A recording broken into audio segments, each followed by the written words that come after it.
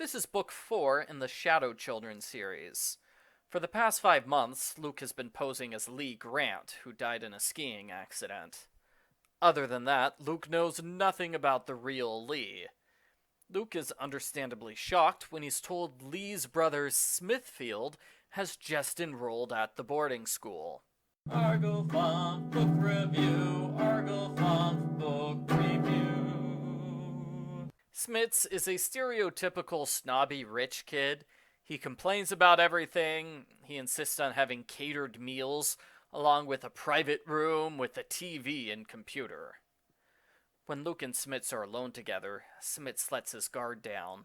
He's very vulnerable and upset over the death of his big brother. Smits starts to say Lee died under mysterious circumstances. They're interrupted by a burly man named Oscar. Oscar is Smits' bodyguard. Oscar is intimidating and carries a sledgehammer at all times.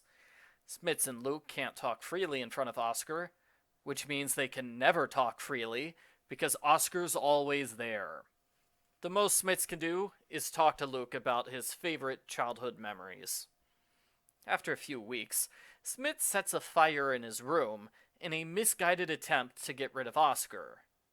Smits, setting fires is a bad way to prove to other people that you're stable enough to not need constant supervision.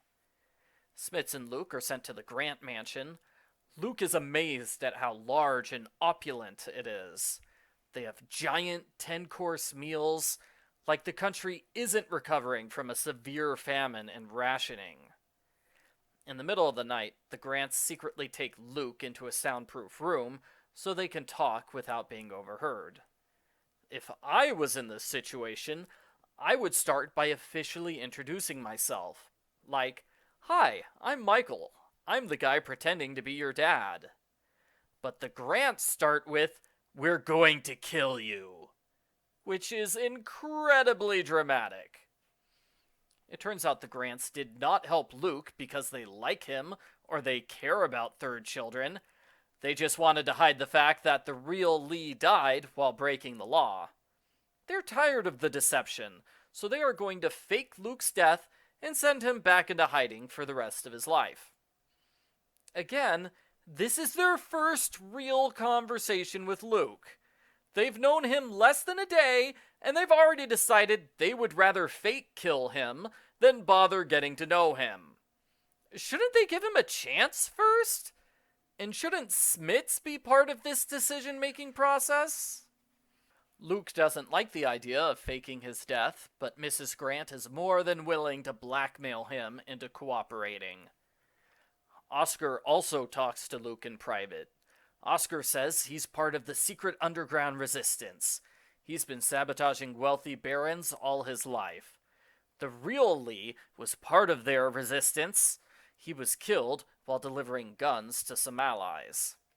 Oscar says the real reason the Grants want to fake Luke's death is because they're being blackmailed. Oscar wants to double-cross them by having Smits die in Luke's place. There's a long pause before Luke asks if Smits will pretend die or real die. Oscar's upset that Luke is so concerned about Smits' well-being. He takes Luke's reluctance as a refusal, and Oscar leaves. Luke considers things would have gone much better for him if he had lied to the Grants or Oscar. He's right, but I admire him for telling the truth and refusing to go along with murder plans. Luke doesn't get much chance to talk to anyone the next day, not with Oscar lurking around. Luke is forced to dye his hair and get braces to make him look more like Lee. The Grants host the party of the year, with the president as a special guest. Luke's friends from school were hired as servants for this party. I hope the next book gives a thorough explanation as to how and when they were hired. Remember, Luke first arrived yesterday. Unless you're telling me the Grants hired workers the day of the presidential party, then it's likely that Luke's friends had these jobs lined up before he even arrived. Following proper protocol, the Grants stand in their doorway as the president leaves. They're underneath a large chandelier. The chandelier sways and crashes to the ground, killing the Grants. Luke and Smits are both pushed away to safety at the last moment. It's impossible to know the truth of what happened, since both Oscar and the Grants were planning murder traps at the same time. Also, the story Oscar told Smits is completely different from the one he told Luke. And furthermore, there is reason to think Oscar was the one blackmailing the Grants. So Oscar could have been targeting anyone for any reason. Everyone goes to Mr. Talbot's house, presumably to plan for the next book in the series.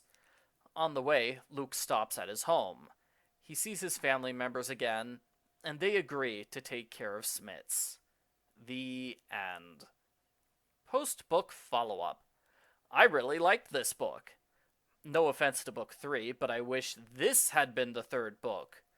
Book 3 had a different main character. Going back to Luke as the main character felt right. This book is overloaded with paranoia and suspicion.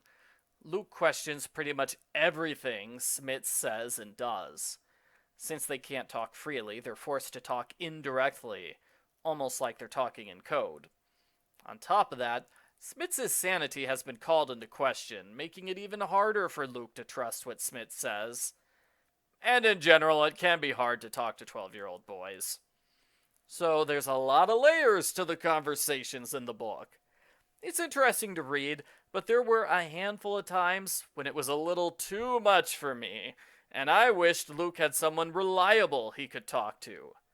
Normally, that would be Mr. Talbot, but Oscar threw major suspicion onto Talbot's motives. The ending is emotionally satisfying as a conclusion for both Smits and Luke. Still, I wish the ending had given us a taste of what will happen in the next book. Unless I'm wrong, Luke is now the richest teenager in the country. Where will he go? What will he do? Is he finally in a position to affect the government?